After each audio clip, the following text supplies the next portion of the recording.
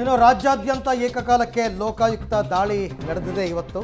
ಭ್ರಷ್ಟ ಅಧಿಕಾರಿಗಳ ಮನೆ ಮೇಲೆ doctor S Pradeep associate research director, ಹಾಗೆಯೇ Latamani accounts officer, town municipality Chikkamagaluru, ಈಕೆಯ ಮನೆ ಮೇಲೆ ರೇಡ್ ಆಗಿದೆ. KG Amarnath chief officer, town municipality Anekal. ಇನ್ನು Dhruvaraj Gadag town police inspector, ಹಾಗೆಯೇ ಅಶೋಕ್ ವಲಸಂದ್ ಎಂಜಿನಿಯರ್, ಮಲಪ್ರಭಾ ಪ್ರಾಜೆಕ್ಟ್ ಧಾರವಾಡ. ಮಲ್ಲಿಕಾರ್ಜುನ್ ಅಲಿಪುರ್ ನಿವೃತ್ತ engineer, RDPR Kalaburagi. Ramachandra PDO ಕಲಬುರಗಿಯಲ್ಲಿ ಲೋಕಾಯುಕ್ತ ದಾಳಿ ನಡೆದಿದೆ. ಇದೆಲ್ಲವೂ ಕೂಡ ದಾಳಿ ಆಗಿದೆ. ದಾಳಿ ಸಂದರ್ಭದಲ್ಲಿ ನಿಮಗೆ ಸ್ಥಿರಾಸ್ತಿ, ಚರಾಸ್ತಿ ಎಲ್ಲವನ್ನ ಮೌಲ್ಯಮಾಪನ ಮಾಡ್ತಾರೆ. ಲೋಕಾಯುಕ್ತ ದಾಳಿನಲ್ಲಿ ಆಗದೇ ಅದು. ಇವರ ಕುಟುಂಬದ ಆದಾಯಕ್ಕೂ ಇವರು ಗಳಿಸಿರುವ ಆಸ್ತಿ ಪಾಸ್ತಿಗೂ ಸಾಮ್ಯತೆ ಇದೆಯಾ, ಅಥವಾ ಇವ್ರಿಗೇನಾದರೂ ಪಿತ್ರಾರ್ಜಿತವಾಗಿ ಬಂದಿದೆಯಾ, ಅಥವಾ ಮಾವನ ಮನೆಯಿಂದ ಕೊಟ್ಟಿದ್ದಾರಾ, ಎಲ್ಲವನ್ನ ನೋಡ್ತಾರೆ. ನೀವೆಲ್ಲದಕ್ಕೂ ಸೂಕ್ತ ದಾಖಲೆಗಳನ್ನ ಕೊಡ್ತಾ ಹೋದರೆ ನಿಮಗೆ ಏನು ಅವ್ರೇನು ಮಾಡ್ತಾರೆ, ಎಲ್ಲ ವಾಪಸ್ ಕೊಡ್ತಾರೆ. ಇಲ್ಲ ಅಂತಂದರೆ ಏಕಾಏಕಿ ಏನೂ ಇಲ್ಲದೆ ಇದ್ದವನು ಕಳೆದ 10 ವರ್ಷದಲ್ಲಿ ಕುಬೇರ ಆಗಿಬಿಟ್ರೆ ಅಂದರೆ ಎಂಥವ್ರಿಗೂ ಅನುಮಾನ ಬರುತ್ತಲ್ಲ.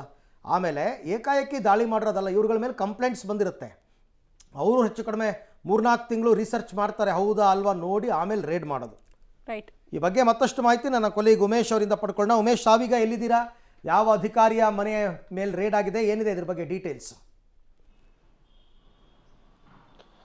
ಅರವಿಂದ್, ನಾನೀಗ ಬೆಂಗಳೂರಿನ RR ನಗರದಲ್ಲಿರುವಂಥ ಮೀನಾಕ್ಷಿ ಲೇಔಟ್ನಲ್ಲಿ ಏನು ಎಕ್ಸಿಕ್ಯೂಟಿವ್ ಇಂಜಿನಿಯರ್ ಆಗಿರುವಂಥ ಪ್ರಕಾಶ್ ಅವ್ರ ಮನೆ ಇದೆ, ಆ ಮನೆ ಮುಂಭಾಗದಲ್ಲಿರುವಂಥದ್ದು. ಈಗ ನೀವು ಪ್ರಕಾಶ್ ಅವ್ರ ಮನೆ ಏನಿದೆ, ಈ ಮನೆ ಮೇಲೆ ಬೆಳಗ್ಗೆ ಲೋಕಾಯುಕ್ತ ಅಧಿಕಾರಿಗಳು ದಾಳಿ ಮಾಡಿರುವಂಥದ್ದು. ಪ್ರಕಾಶ್ ಈ ಮನೆ ಸೇರಿದಂತೆ ಬೆಂಗಳೂರಿನ 4 ಕಡೆಗಳಲ್ಲಿ ಅವ್ರ ಮನೆಗಳಿದ್ದಾವೆ ಅನ್ನೋದ್ರ ಬಗ್ಗೆ ಈಗ ಮಾಹಿತಿ ಸಿಗ್ತಾ ಇದೆ. ಅದರಲ್ಲಿ ಮುಖ್ಯವಾಗಿ ಗೋವಿಂದರಾಜ್ ನಗರ, ನಾಗರಬಾವಿ ಮತ್ತು RR ನಗರ ಮತ್ತು ಯಲಹಂಕ ಭಾಗಗಳಲ್ಲಿ ಇವ್ರದ್ದು ಸೇರಿದಂಥ ಆಸ್ತಿಗಳು ಮತ್ತು ಕಚೇರಿಗಳಿದ್ದಾವೆ ಅನ್ನೋದ್ರ ಬಗ್ಗೆ ಅಧಿಕಾರಿಗಳಿಗೆ ಮಾಹಿತಿ ಇತ್ತು. ಆ ನಿಟ್ಟಿನಲ್ಲಿ ಇವತ್ತು ಬೆಳಗ್ಗೆ ದಾಳಿ ಮಾಡಿ ಪರಿಶೀಲನೆ ನಡೆಸ್ತಾ ಇರುವಂಥದ್ದು. ಬರೀ ಇದೊಂದೇ ಅಲ್ಲ, 7 ಜಿಲ್ಲೆಗಳ ಒಟ್ಟು 8 ಅಧಿಕಾರಿಗಳ ಮೇಲೆ ಲೋಕಾಯುಕ್ತ ಅಧಿಕಾರಿಗಳು ದಾಳಿ ಮಾಡಿ ಏಕಕಾಲಕ್ಕೆ ದಾಳಿ ಮುಂದುವರಿಸಿರುವಂಥದ್ದು. ಈ ವೇಳೆಯಲ್ಲಿ ಸಾಕಷ್ಟು ದಾಖಲೆಗಳು, ಕೆಲವೊಂದು ಚಿನ್ನಾಭರಣ, ಬೆಳ್ಳಿ ವಸ್ತುಗಳು ಸೇರಿದಂತೆ ಹಲವು ಮೌಲ್ಯಾಧಾರಿತ ವಸ್ತುಗಳು ಕೂಡ ಪತ್ತೆಯಾಗಿದ್ದವು. ಅದರಲ್ಲಿ ಮುಖ್ಯವಾಗಿ ಅಶೋಕ್ ವಲಸಂದೆ ಅಂತೇಳಿ ಇಂಜಿನಿಯರ್, ಇವರು ಮಲಪ್ರಭಾ ಪ್ರಾಜೆಕ್ಟ್ ಧಾರವಾಡ, ಇವ್ರ ಮನೆ ಮೇಲೆ ದಾಳಿ ಮಾಡಿದಂಥ ಸಂದರ್ಭದಲ್ಲಿ ದೊಡ್ಡ ಪ್ರಮಾಣದಲ್ಲಿ ಚಿನ್ನಾಭರಣ ಮತ್ತು ಬೆಳ್ಳಿ ವಸ್ತುಗಳು ಮತ್ತು ಕೆಲವೊಂದು ಆಸ್ತಿ ಪತ್ರಗಳು ಪತ್ತೆ ಆಗಿರೋದ್ರ ಬಗ್ಗೆ ಈಗಾಗಲೇ